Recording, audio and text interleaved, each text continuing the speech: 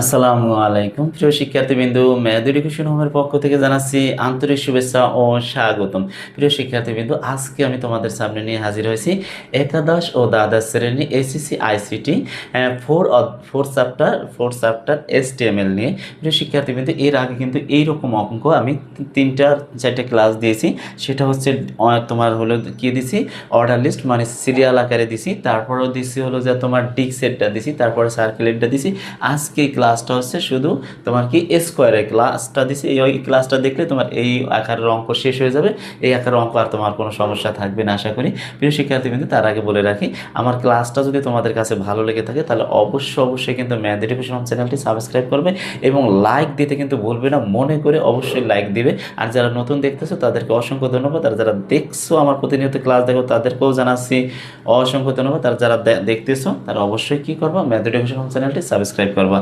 তাহলে আমাদের এখানে কি আসবে দেখো, এখানে আসবে হলো যা প্রথমে আসবে কি আনঅর্ডার লিস্ট। এখানে কিন্তু আমাদের সিরিয়াল নাই, আনঅর্ডার লিস্ট। আর আসবে কি লিস্ট আইটেম। আর এখানে এটার বলে কি স্কোয়ার, ঠিক আছে, SQUARE স্কোয়ার। এই কথাটা আসবে, ঠিক আছে, এই কথাটা আসবে, এই হচ্ছে নতুন কথা। তাহলে আমাদের কি করতে হবে দেখো, তাহলে আমাদের এখানে আছে কিছু ফলোয়ার নেম আছে, রোজ আছে, অ্যাডমিনিয়াম আছে, লিলি আছে আর বেলি আছে। তাহলে আমাদের এই কয়টা আমরা কি করব, সিরিয়াল আকারে করব। তাহলে দেখো এখানে কিন্তু আমাদের ডিক্স আকার আছে। তাহলে আমাদের ব্যাপারটা হচ্ছে এইভাবে করতে হবে, একটু ভালো করে দেখো। তাহলে প্রথমে আমাদের বেসিক ট্যাগ লিখতে হবে। কয়টা বেসিক ট্যাগ দেখো, HTML, তারপর আসবে কি হেড, তারপর আসবে কি টাইটেল, তারপর আসবে কি টাইটেলের আমরা কি দিব, এইখানে তুমি দিয়ে দিতে পারো ফলোয়ার নেমও দিতে পারো, বা XYZ আবারও দিয়ে দিলাম, XYZ দিয়ে দিলাম। তারপর তুমি কি করবা, টাইটেলে ক্লোজ করে দিবা, টাইটেল ক্লোজ। হ্যাঁ, টাইটেল ক্লোজ করার পরে তুমি কি করবা, হেড লিখবা, হেড। তারপরে তুমি কি লিখবা বলো তো, হেড ক্লোজ করার পরে তুমি লিখবা হচ্ছে বডি। এখন প্রিয় শিক্ষার্থীবৃন্দ দেখো, এইখানে কিন্তু আমাদের কোনো টেবিল নাই। যদি টেবিল থাকতো তাহলে কিন্তু আমরা TR দিয়ে শুরু করতাম। এখানে কিন্তু তোমার প্যারাগ্রাফ অনুযায়ী নাই, এখানে আছে হলো যে তোমার কি আছে, স্কোয়ার আকার আছে। যদি প্যারাগ্রাফ অনুযায়ী থাকতো তাহলে আমরা P দিয়ে শুরু করতাম। তাই এখানে নাই যেহেতু, তাহলে কিন্তু আমাদের এগুলো লেখার কোনো প্রয়োজন নেই। তাহলে আমরা এখানে কি লিখবো, প্রথমে আমরা লিখবো এখানে হচ্ছে কি বলতো, এইটা হচ্ছে কি আনঅর্ডার লিস্ট। আমরা লিখবো দেখো, আনঅর্ডার লিস্ট লিখবো। আনঅর্ডার লিস্ট লেখার পরে আনঅর্ডার লিস্ট হচ্ছে ইউএল, ঠিক আছে। আনঅর্ডার লিস্ট লেখার পরে আমরা লিখব কি, তোমার TYPE, টাইপ কি লিখবো, টাইপ আছে কি ডিক্স, খেয়াল করো, টাইপ ডিক্স, এখানে আমাদের আছে কি একটা ডিক্স আছে।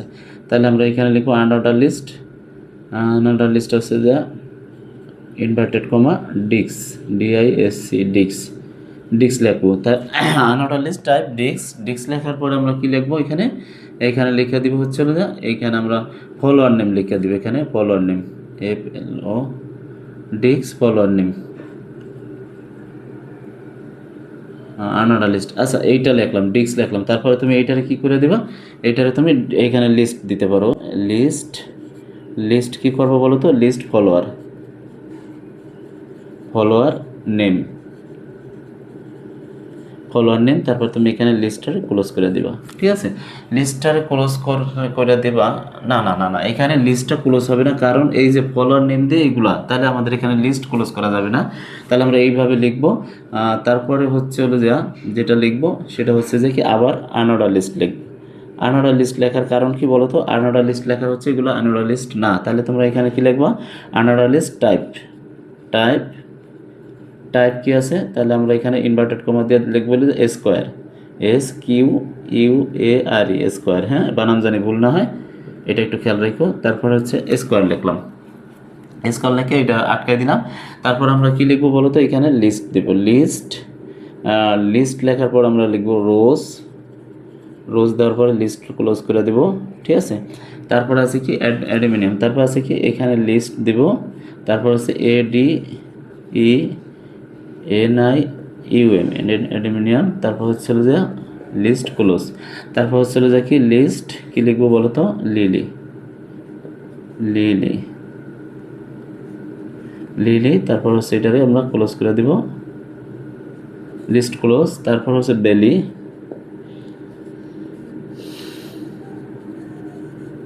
বেলি আছে কি লিস্ট ক্লোজ।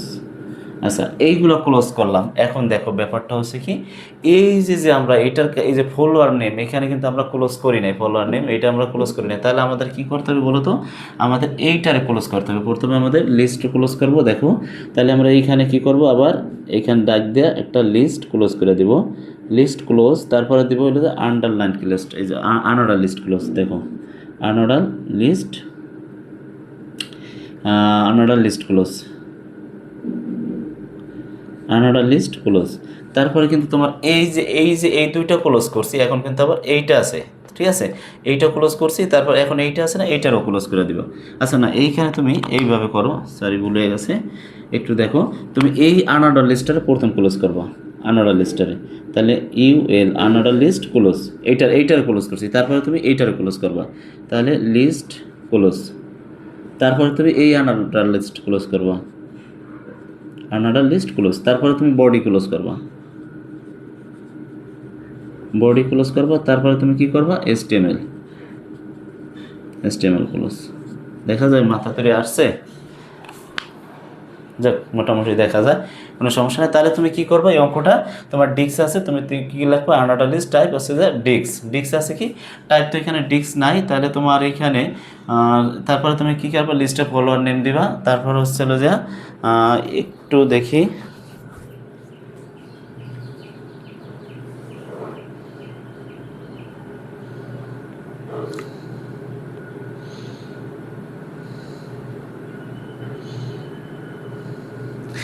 হ্যাঁ ঠিক আছে, ঠিক আছে। তাহলে আমাদের অঙ্ক পুরোপুরি ঠিক আছে। তাহলে তুমি কি করবে, এসটিএমএল 8 লিখবা। তারপরে তোমার এইটা আছে কি আনঅর্ডার লিস্ট আছে কি টাইপ, এখানে আছে ডিক্স। তাই তুমি কি করবা, লিস্টে ফলোয়ার নেম দিয়ে দিবা। তারপরে তোমার এইটা যখন করবা, এইটা কি আছে, এটা আছে তোমার আনঅর্ডার লিস্ট। তাহলে আনঅর্ডার লিস্ট লিখবা কি, এটা আছে কি 4 কোণা বিশিষ্ট, তাহলে লিখবা স্কোয়ার। তারপর লিস্ট আইটেম দিয়ে সব ক্লোজ করবা। ক্লোজ করার পরে তুমি এই তোমার আনঅর্ডার লিস্টটারে প্রথম ক্লোজ করবা, তারপর লিস্ট আইটেমটা ক্লোজ করবা। এখানে লিস্টটা ক্লোজ করা হয় নাই, কারণ ক্লোজ করি নাই, এই ফলোয়ার নেমের ভিতরে এইগুলো আছে। এখানে যদি ক্লোজ করে দিই তাহলে এইখানে কাজ শেষ হয়ে যায়, আর এগুলো করা যায় না, এই জন্য আমি নিয়ে আসছি নিচে। তাহলে তুমি কি করবা, তাহলে পরবর্তীতে তুমি এই যে আনঅর্ডার লিস্টটার ক্লোজ করবা, লিস্টের ক্লোজ করবা। তারপর এই আনঅর্ডার লিস্টের ক্লোজ করবা। তারপর এই যে বডি বাকি রয়েছে এসটিএমএল, এই কয়টারে ক্লোজ করবা। তাহলে কিন্তু আমাদের এই অঙ্কটা, এই অঙ্কের কাজ শেষ। তাহলে আমাদের এই অঙ্ক ছিল কয়টা ছিল, 1 সিরিয়াল আকারে। তারপর ছিল হলো যে ডিক্স ছিল। তারপরে ছিল তোমার বৃত্ত। তারপরে ছিল হলো যে স্কোয়ার। এই 4টা নিয়মের ভিতর কিন্তু অঙ্ক থাকে, অবশ্যই থাকে। তাহলে এই 4টা কিন্তু আমার অলরেডি 4টা ক্লাসে নিয়মটা সুন্দরভাবে বুঝিয়ে দেওয়া হয়েছে। প্রিয় শিক্ষার্থীবৃন্দ, যারা তোমার নিয়মিত দেখছো তারা অবশ্যই তাদেরকে ধন্যবাদ জানাচ্ছি। আর যারা না দেখছো তারা সিরিয়াল আকার অঙ্কগুলো দেখলে তাহলে আর কোনো সমস্যা থাকবে না। প্রিয় শিক্ষার্থীবৃন্দ, আমার ক্লাসটি ভালো লেগে থাকলে তাহলে অবশ্যই ম্যাথ এডুকেশন চ্যানেলটি সাবস্ক্রাইব করবে এবং লাইক কমেন্ট দিয়ে পাশে থাকবে। আসসালামু আলাইকুম, দেখা হবে নেক্সট ক্লাসে।